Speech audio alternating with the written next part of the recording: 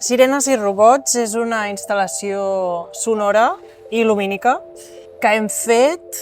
a partir de la informació que han recol·lectat uns robots marins que els oceanògrafs utilitzen molt, i a partir d'aquestes dades de temperatura doncs hem fet aquesta composició musical i tota la instal·lació. Jo soc oceanògraf i treballo molt amb aquestes dades, i en un cert moment em vaig interessar per la mitologia grega i vaig començar a pensar que la funció que fan aquests robots avui en dia és molt similar a la que feia la mitologia en el seu moment, i ens resol uns misteris, no?, que sempre han estat a l'oceà.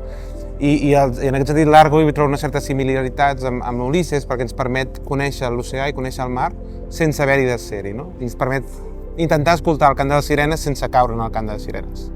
I és aquí on vaig necessitar algú que m'ajudés a transformar aquestes dades en alguna cosa que es pogués assemblar a un cant de sirenes. I llavors aquí el nostre rol va ser, doncs, a part de traduir aquestes dades en música,